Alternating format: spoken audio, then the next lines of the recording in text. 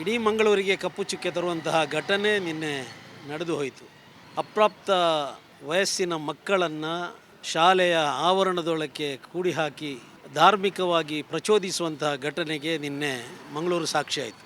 ಈ ಘಟನೆಗೆ ನೇತೃತ್ವ ಕೊಟ್ಟದ್ದು ಬೇರಾರು ಅಲ್ಲ, ಇಲ್ಲಿನ ಶಾಸಕ ವೇದವ್ಯಾಸ್ ಕಾಮತ್.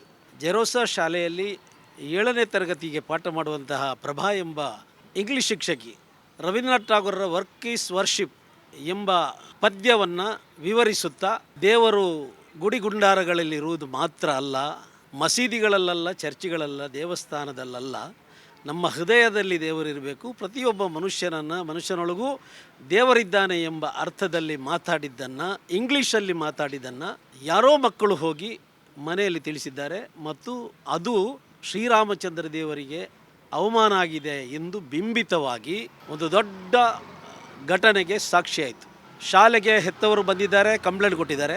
ಶಾಲೆಯ ಆಡಳಿತ ಮಂಡಳಿಯ ಮುಖ್ಯಸ್ಥರು ಈ ಬಗ್ಗೆ ಆ ಶಿಕ್ಷಕಿಯನ್ನು, ವಿದ್ಯಾರ್ಥಿಗಳನ್ನು ಪ್ರತ್ಯೇಕವಾಗಿ ಕರೆದು ನಾನು ತನಿಖೆ ಮಾಡಿಸ್ತೇನೆ, ನನಗೆ ಒಂದಷ್ಟು ಕಾಲಾವಕಾಶ ಕೇಳಿದ ಮೇಲೆ ಒಪ್ಪಿಕೊಂಡು ಹೋಗಿದ್ದಾರೆ. ಮತ್ತೆ ದೊಡ್ಡ ಒಂದು ಗುಂಪು ಇಲ್ಲಿ ಜಮಾವಣೆಗೊಂಡಿದೆ.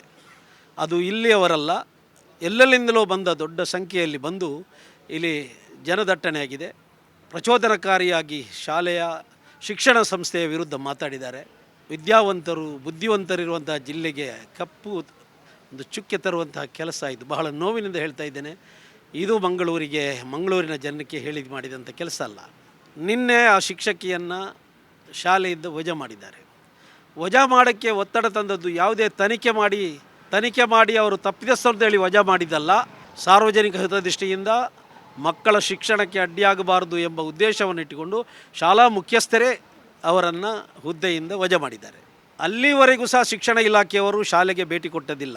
ಶಿಕ್ಷಣ ಇಲಾಖೆಯ ಮುಖ್ಯಸ್ಥರನ್ನು ನೇರವಾಗಿ ಕರೆದುಕೊಂಡು ಬಂದದ್ದು ಇಲ್ಲಿನ ಶಾಸಕರು. ಕೇವಲ ಇಲ್ಲಿನ ಶಾಸಕರು ಮಾತ್ರ ಬಂದದ್ದಲ್ಲ, ಈ ಕ್ಷೇತ್ರಕ್ಕೆ ಸಂಬಂಧಪಟ್ಟದ ಹೊರಗಿನ ಶಾಸಕರು ಸಹ ಇವತ್ತು ಬೆಂಗಳೂರಿನಲ್ಲಿ ಅಧಿವೇಶನ, ಬಹಳ ಮಹತ್ವದ ಬಜೆಟ್ ಅಧಿವೇಶನ ನಡೀತಾ ಇದ್ದಾಗ ಅದಕ್ಕೂ ಗೈರು ಹಾಜರಾಗಿ ನೇರವಾಗಿ ಈ ಘಟನೆಗೆ ಸಾಕ್ಷಿಯಾಗಿ ಜನರನ್ನು ಪ್ರವೋಕ್ ಮಾಡಲಿಕ್ಕೆ ಶಾಲೆಯ ಶಿಕ್ಷಣ ಸಂಸ್ಥೆಯ ಹೊರಗಡೆ ಸೇರಿದ್ದಾರೆ. ಪೊಲೀಸ್ ವಾಹನಗಳ ಸಾಲೆ ಶಾಲಾ ಶಿಕ್ಷಣ ಸಂಸ್ಥೆಗೆ ಬರುವಂತಾಯಿತು. ಮಂಗಳೂರಿನಲ್ಲಿ ಶತಮಾನಗಳಿಂದ ವಿದ್ಯಾರ್ಜನೆ ಮಾಡುವಂತಹ ಈ ಶಿಕ್ಷಣ ಸಂಸ್ಥೆಯ ಎದುರುಗಡೆ ನಿನ್ನೆ ನಡೆದಂಥ ಘಟನೆ ಅದು ಅತ್ಯಂತ ಖೇದಕರ ಅಂತ ಹೇಳಲಿಕ್ಕೆ ನಾನು ಬಯಸ್ತಾ ಇದ್ದೇನೆ.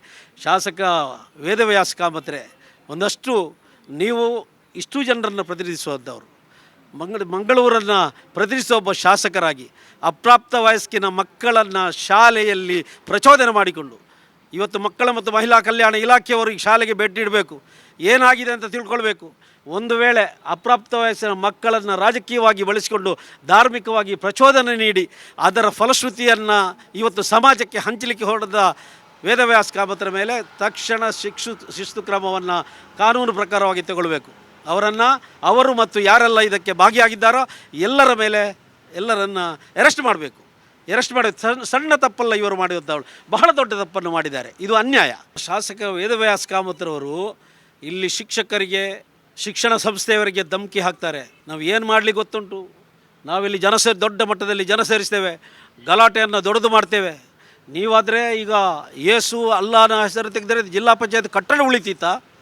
ಆವಾಜ್ ಹಾಕ್ತಾ ಇದ್ದಾರೆ. ಒಂದು ಥರ ರೌಡಿಸಮ್ನಾಗಿ ಒಬ್ಬ ಜನಪ್ರತಿನಿಧಿ ವರ್ತಿಸುವುದಾದರೆ ಅಂಥವರ ಮೇಲೆ ಇವತ್ತು ಕೇಸ್ ಆಗಲೇಬೇಕು. ಸರ್ಕಾರ ಎಚ್ಚೆತ್ತುಕೊಂಡು ಈಗ ಯೋಚನೆ ಮಾಡಬೇಕು. ಧಮಕಿ ಹಾಕುವಂಥ ಪುಡಾರಿಗಳ ಥರ ರೌಡಿಗಳ ಥರ ವರ್ತಿಸುವಂತಹ ಜನಪ್ರತಿನಿಧಿಗಳನ್ನು ಕಟ್ಟುನಿಟ್ಟಾಗಿ ನಿಗ್ರಹಿಸಲೇಬೇಕಾದ ಅಗತ್ಯ ಇದೆ. ಇದು ಅನ್ಯಾಯ. ಒಂದು ವೇಳೆ ಏನಾಗಿದೆ ಈಗ ಈ ಸರ್ಕಾರ ಕೂಡಲೇ ತಕ್ಷಣವಾಗಿ ಎಚ್ಚೆತ್ತುಕೊಂಡು ಒಂದು ಸತ್ಯಶೋಧನಾ ಸಮಿತಿಯನ್ನು ನಿಷ್ಪಕ್ಷಪಾತವಾಗಿ ನೇಮಕ ಮಾಡಿಕೊಂಡು ಇಲ್ಲಿ ಬಂದು ತನಿಖೆ ಮಾಡಬೇಕು. ಒಂದು ವೇಳೆ ಅಂಥದ್ದೇನಾದರೂ ದೇವರ ಹೆಸರಿನಲ್ಲಿ ಅವಹೇಳನ ಮಾಡುವಂಥ ಘಟನೆಗಳು ಸಂಭವಿಸಿದರೆ ಅವರು ಆ್ಯಕ್ಷನ್ ತಗೊಳ್ಳೋದು. ಯಾವುದೂ ನಡೆಯದೆ ಈ ಏಕಾಏಕಿಯಾಗಿ ಇವತ್ತು ಶಾಲೆಗೆ ಮುತ್ತಿಗೆ ಹಾಕುವಂಥದ್ದು ಇದೆಲ್ಲವೂ ಸಹ ಅತ್ಯಂತ ಕಾನೂನಿಗೆ ವಿರುದ್ಧವಾದ್ದು. ತಕ್ಷಣ ಅವರ ಮೇಲೆ ಕಾನೂನು ಕ್ರಮ ತಗೊಳ್ಬೇಕು ಅಂತ ನಾನು ಆಗ್ರಹಿಸ್ತಾ ಇದ್ದೇನೆ.